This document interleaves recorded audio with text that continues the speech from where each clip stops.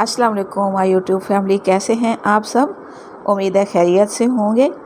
आज हम बहुत ही मज़ेदार और आसान रेसिपी बनाने लगे हैं और ये रेसिपी आप रोज़मर्रा में भी बना सकते हैं और किसी बहुत ही लेविश किस्म की दावत में भी बना सकते हैं। तो आज की हमारी डिश है चिकन अचारी और ये इतना आसान और इतना मज़ेदार बनता है कि आप चिकन की सारी किस्में भूल जाएंगे। तो अपनी रेसिपी शुरू करने से पहले सबसे ज़रूरी वाला काम, अगर आप मेरे चैनल पे न्यू हैं तो सब्सक्राइब करना मत भूलिए। बेल आइकॉन पे ज़रूर प्रेस कीजिए ताकि आपको मेरी आने वाली रेसिपीज़ बर वक्त मिलती रहें और आप कोई भी अपडेट्स मिस ना करें। तो अब चलते हैं अपनी रेसिपी की तरफ और देखते हैं हमें चिकन अचारी के लिए कौन कौन सी चीज़ों की ज़रूरत पड़ने वाली है और इसको हम किस तरह पका के तैयार करेंगे। तो इसके लिए हमें सबसे पहले चाहिए होगा कुकिंग ऑयल। कुकिंग ऑयल जो है, जो भी आपके घर में यूज़ होता है, 2 से 3 बड़े चम्मच हमने अपने पकाने वाले पैन में या देगची में शामिल कर लेने हैं। इसमें हम डालेंगे तकरीबन 1 बड़ी प्लेट भर के प्याज डालेंगे। अगर आप प्याज की तादाद के बारे में मैं मैयर करके बताऊं तो तकरीबन 3 से 4 बड़े साइज़ के प्याज हैं। इनको हमने फ़ाइन चॉप कर लेना है। बहुत मोटे नहीं होने चाहिए और बहुत बारीक भी बेशक ना हो, लेकिन दरमियाने से जिस तरह आप खाना पकाने के लिए कट करते हैं उस तरह हमने तकरीबन ये 1 पाव से 1.5 पाव प्याज हैं, इनको हमने कट कर लिया। इनको हम फ्राई करेंगे कुकिंग ऑयल में और गोल्डन होने तक हमने इनको फ्राई करना है। प्याज हमारी तकरीबन हाफ़ डन हो चुकी है। तो इसी तरह मीडियम टू हाई फ्लेम पे साइड से प्याज बस जलने नहीं चाहिए, इसको आपने अच्छे से फ्राई कर लेना है। और जब ये फ्राई के करीब होंगे तो फिर हम इसमें बाकी इंग्रेडिएंट्स डालना शुरू करेंगे। प्याज हमारे तकरीबन फ्राई होने के करीब हैं, तो अब हम इसमें अचार गोश्त मसाला डाल लेते हैं। अचार गोश्त मसाला रेडीमेड भी बाज़ार में अवेलेबल है मुख्तलिफ़ ब्रांड्स का। अगर आप आसानी के लिए वो लेना चाहें वो भी ले सकते हैं। घर में भी इन तमाम अज्जा को मिला के ग्राइंड करके बनाया जा सकता है। तो हम 1 किलो गोश्त से बना रहे हैं अचार गोश्त। इसमें हम तकरीबन 3 टेबलस्पून ज़रूर डाल देंगे अचार गोश्त मसाला। इसके अलावा हम 1 चम्मच डालेंगे अदरक लहसुन का फ़ाइन पिसा हुआ जो है पेस्ट डालेंगे।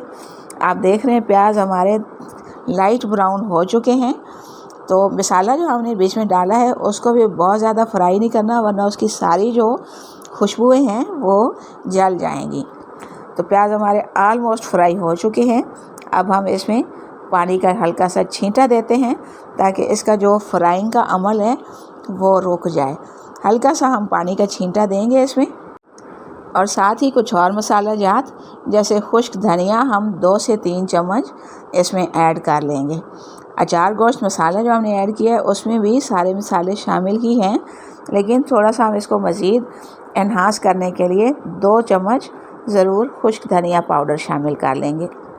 इसके अलावा हम इसमें नमक शामिल करेंगे। नमक आप अपने टेस्ट के मुताबिक थोड़ा सा कम ज़्यादा कर सकते हैं, लेकिन हम 1 टीस्पून ज़रूर इसमें नमक शामिल कर देंगे। तो ये हमने शामिल कर लिया। अब हम इसमें 4 से 5 बड़े साइज़ के टमाटर रफली चॉप करके इसमें ऐड कर लेंगे। मसाला हमारा तैयार हो चुका है प्याज के साथ। अब हमने इसमें टमाटर शामिल कर लिए और इनको अच्छी तरह से मिक्स करके तो हम ब्लेंडर जग में इस सारे मसाले को पीस लेंगे। इसको ब्लेंड कर लेंगे ताकि ये अच्छी तरह से यकजान हो जाए और इसको जब हम पकाएं तो ये सारी चीज़ें अलग अलग ना फील हो रही हूँ, बल्कि अच्छे से इसका मसाला बन जाए। तो मैं ब्लेंड करती हूँ और फिर मैं आपको दिखाती हूँ। मसाला हमारा ब्लेंड हो चुका है। आप देख रहे हैं किस तरह ये बिल्कुल स्मूथ टेक्सचर में आ चुका है। इससे आपको आसानी ये होगी कि टमाटर और प्याज आपको गलाने के लिए एक्स्ट्रा टाइम नहीं देना पड़ेगा। साथ ही हम इसके अपना जो चिकन हमने धो के रखा है कट करके 1 किलो हमने इसमें चिकन ऐड कर लिया। बहुत ही आसान रेसिपी है, बहुत ही आसान तरीके से मैं बता रही हूँ। कोई एक्स्ट्रा इसमें काम नहीं है कि जो रेसिपी को मुश्किल बना दे। तो हमने इसमें चिकन ऐड कर लिया और चिकन के साथ हमने थोड़े से आलू शामिल कर लिए। मेरे घर में चूँकि आलू पसंद किए जाते हैं इसलिए मैंने आलू थोड़े से ऐड कर लिए। अगर आप इसको स्किप करना चाहें तो आलू स्किप कर दें, खाली चिकन डालें। तो अब हमने इस सारे जो मिक्सचर है इसको पकाना है और इसको ड्राई होने तक, जितना हमने इसमें ये टमाटर और प्याज ब्लेंड करके डाले हैं और चिकन अपना भी पानी छोड़ेगा, तो इसको हमने ड्राई करना है। हाई फ्लेम कर लीजिए वरना चिकन बहुत जल्दी गल जाता है और बोटियाँ हड्डी से अलग होने लग जाती हैं। साथ साथ आपने चमचा चलाते रहना है और पानी ड्राई होने के बाद हम इसको थोड़ा सा, जब इसका घी बाहर निकल आएगा तो हम थोड़ा सा भून लेंगे। तकरीबन 10 से 15 मिनट में ही इसका ऑयल जो है बहुत अच्छे से बाहर आ चुका है और पानी ड्राई हो चुका है। इस कंडीशन में हम मीडियम आंच पे 5 से 7 मिनट इसको फ्राई करेंगे ताकि गोश्त का जो कच्चापन है वो अच्छी तरह से दूर हो जाए। और इतनी देर में आलू और चिकन जो है वो दोनों बहुत अच्छे से गल चुके हैं। तो अब देख रहे हैं पूरा जो हमने ऑयल डाला था बाहर आ चुका है और फ्राई करने में हमें कोई मसला नहीं होगा। नीचे से हमने चमचा हिलाते रहना है ताकि हमारा जो कौरमा है वो नीचे से लग ना जाए। तो 5 से 7 मिनट फ्राई करने के बाद हम इसमें जितना हमने शोरबा रखना है उतना हम पानी ऐड करेंगे। आप शोरबा ज़्यादा रखना चाहें थोड़ा सा ज़्यादा पानी डाल लीजिए।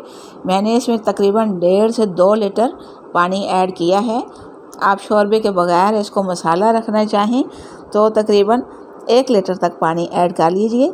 पानी ऐड करने के बाद हम इसको ढक्कन लगा देंगे और ढक्कन लगाने का मकसद ये है कि जो हमने इसमें ऑयल डाला है वो इसके ऊपर आ जाए और कौरमा देखने में बहुत खूबसूरत लगे। तो 10 से 15 मिनट हम इसको ढक्कन दे के पकाएंगे और उसके बाद 5 मिनट के लिए आपने बिल्कुल स्लो आंच कर देनी है। जब आपका कौरमा तैयार होने वाला हो और आंच स्लो कर दी जाए तो ऑयल जो है वो खुद ब खुद पूरे का पूरा ऊपर आ जाता है और आपका कौरमा देखने में बहुत खूबसूरत लगता है।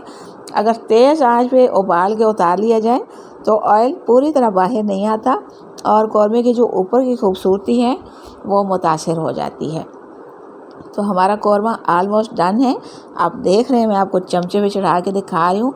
ऑयल हमारा अच्छे से आ चुका है बाहर। तो अब हम इसको इस स्टेज पे उतार लेंगे। अपनी पसंद से कोई अच्छा सा बाउल लीजिए और उसमें अपना कौरमा जो है वो निकालिए और सर्विंग के लिए तैयार कीजिए। तो मैं आपके सामने कौरमा डिश आउट करती हूँ, बाउल में निकालती हूँ। साथ साथ आपने जो ऑयल ऊपर आ चुका है उसको भी साथ शामिल करना है ताकि आपका जो कौरमा है वो लुक वाइज बहुत खूबसूरत लगे। तो हम इसमें डालते हैं और ऊपर से हम इसको, आपके पास सब्ज़ धनिया मौजूद हो वो ऊपर छिड़क दीजिए। मैं इसके ऊपर कसूरी मेथी थोड़ी सी छिड़क रही हूँ। खुश्क कसूरी मेथी जो आती है वो थोड़ी सी हमने छिड़क ली। अचार गोश्त में कसूरी मेथी ऊपर से छिड़की हो तो उसका टेस्ट बहुत ही हाई हो जाता है। लेकिन अगर आपके पास कसूरी मेथी अवेलेबल ना हो तो सब्ज़ धनिया जो है वो ऊपर लगा लीजिए। वो भी ना हो तो खाली ही ये बहुत मज़ेदार और यमी बनता है। तो हमारा अचारी चिकन तैयार है, बहुत ही यमी बनता है। बहुत ही आसान तरीके से मैंने आपको छोटे स्टेप्स में बताया है। कोई इसमें लंबी कहानी मैंने नहीं बनाई, ऐसे कर लें वैसे कर लें। रेसिपीज़ आपको बहुत अवेलेबल होती हैं हर जगह, लेकिन बाज़ दफ़ा रेसिपी को बहुत मुश्किल बना के पेश किया जाता है। तो मेरी कोशिश होती है कि जितना सादा बना के काम किया जाए ताकि हर जो बहन है हमारी कोई भी रेसिपी बना सके और जो बिगिनर बच्चियां हैं उनके लिए भी खाना पकाना सीखना एक आसान और मज़ेदार सा काम लगे, वो एंजॉय करें इसको करके। तो मुझे उम्मीद है आपको आज की रेसिपी बहुत पसंद आई होगी। अगर पसंद आई हो तो लाइक और शेयर ज़रूर किया करें, बेल आइकन पर ज़रूर प्रेस किया करें ताकि आपको मेरी आने वाली यमी रेसिपीज़ बर वक्त मिलती रहें और आप कोई भी रेसिपी मिस ना करें। मिलते हैं इंशाल्लाह किसी नेक्स्ट यमी सी रेसिपी के साथ। तब तक के लिए अल्लाह हाफिज़।